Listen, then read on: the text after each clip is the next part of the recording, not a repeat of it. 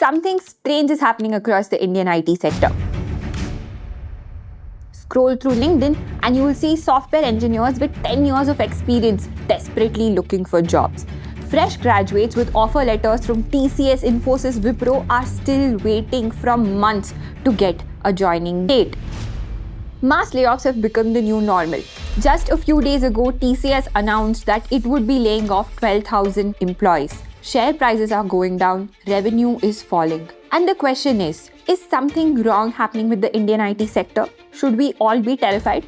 Because the Indian IT sector is not just any other industry. It's the largest source for white-collar jobs in India, employing over 50 lakh people. It contributes almost 10% to our GDP, 25% to our exports, and around 40% to our services exports. You understand the impact of a slowdown in the Indian IT sector could bring about a fall in India's economy as well. So, what's exactly happening to the Indian IT sector? Is it just cyclical or is there a deeper problem? Is the Indian IT sector dying? If you have all those questions, stick around because that's exactly what we're going to break down in this episode of FinShots TV.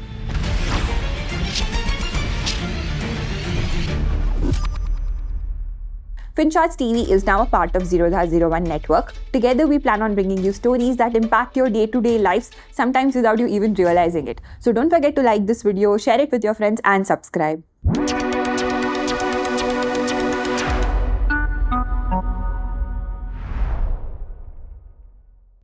To understand why the Indian IT sector is in crisis today, we'll have to understand how the sector actually began. Because the very thing that has made Indian IT sector a success story is now threatening to destroy it. The Indian IT story started in 1990s with one simple proposition. We'll do the same work as your engineers, but at 1/10 of the cost. When Y2K hit, Indian software companies became invaluable. Companies like Infosys, TCS, and Wipro went from small startups to billion-dollar giants almost overnight. The math was simple. An American developer would cost $100,000 a year, and an Indian developer maybe $10,000. Even after accounting for infrastructure, management, and coordination costs, companies could save 50 to 70% by outsourcing their work to India. This cost arbitrage model minted money. And not just some, lots of it. In just 2 to 3 decades, IT became India's fastest growing sector, creating a new class of wealthy Indians, transforming cities like Bengaluru, Hyderabad, Pune, etc. and putting them on the global map. But here's where things get dark. To maintain this cost advantage, there was a deliberate strategy to keep labor costs low. And how do you do that? Well, you do that by not investing in skilling up your employees. You do that by not investing in cutting-edge skills. Think about it. If Indian IT engineers become as skilled as the ones you find in Silicon Valley, the cost arbitrage would vanish. So the entire ecosystem, companies, colleges, training institutes, optimized for good enough, not for the best. Universities churned out engineers who could write basic code and follow instructions. Companies hired them in bulk. TCS alone used to hire up to 50,000 freshers in a single year and train them just enough to build clients. Nobody pushed for innovation because innovation wasn't the business model. The business model was not to get high-tech engineers and make them solve complex problems. It was to have engineers who could be paid less and solve smaller IT-related issues. And for 30 years, this worked beautifully until AI showed up. Here's the thing about AI. It's exceptionally good at doing exactly what Indian IT had been doing for decades. Basic coding, AI can do it. Testing, that can be automated. Support, that can also be automated. The numbers are brutal.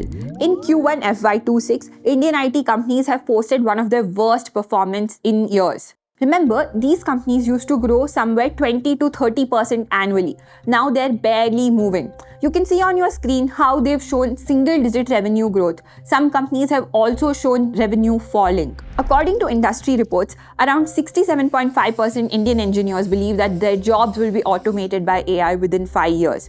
Companies are already acting on this. Indian startups like PhonePe have already reduced their customer support team by 60% using just AI. And if you think AI is the only threat, think again. because the global economy is moving against the Indian IT sector. The US, which accounts for around 60% of the Indian IT revenues, is pushing for Make in America policies. New H-1B restrictions have made it harder to send Indian engineers on site. But that's not the only problem. The US government has introduced a new tax rule that eliminates deductions for companies that outsource their work to overseas. Let me explain what this means. Earlier, if an American company, say, spent $1 million on outsourcing to India, they could claim tax deductions on these expenses. It made outsourcing even more attractive. Not only were they saving on labor costs, but they were also getting tax benefits. But this is not applicable anymore.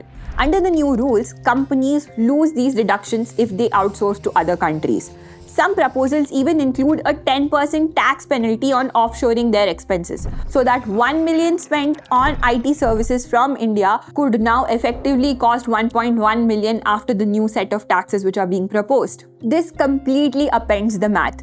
The cost advantage that Indian IT was providing is just evaporating, especially for the US market. The other major market for Indian IT was Europe, and it's facing a recession. Companies are cutting IT budgets, cancelling projects, and bringing work in-house. So, the next logical question is, well, if we don't want to do lower-level IT services, can Indian IT pivot to cutting-edge AI innovation? Well, the honest answer seems to be grim. A recent Deloitte NASSCOM report found that India faces shortage of 1 million AI professionals. But it's not just about numbers. You might say there are so many engineers working at IT companies, but the problem is it's also about quality. The engineers who work in IT companies may not have the right skills to build cutting-edge products that have AI and machine learning in them. Even Nandan Nilekani, the founder of Infosys, said this. He said that we've been focused on servicing that we forgot to build. But the thing is, other countries are not waiting for India to catch up. China has already planned on investing $150 billion in AI. The US already hosts Silicon Valley and its cutting-edge AI startups. Even smaller countries like Israel, Singapore, etc. are racing ahead with AI research. Meanwhile, Indian IT companies are still talking about smaller problems that they could probably solve. They are trying to say that they are going to get bigger contracts, but these bigger IT contracts are not going to help them build cutting-edge world-class products. Here's a reality check. When was the last time an Indian IT company actually created a genuinely innovative product? Not implemented someone else's idea, but actually invented something new. The cost arbitrage model is dead. Clients no longer want cheap labor to do their lower-level IT work. They actually want innovative products like AI, machine learning, blockchain, etc. Which brings us back to our original question. Can the Indian IT survive this wave? Because if it can't transform fast, we'll be looking at millions of job losses, a massive hit to our GDP, and the collapse of India's most successful industry. The clock is ticking. And right now, Indian IT seems to be running out of time. What do you think?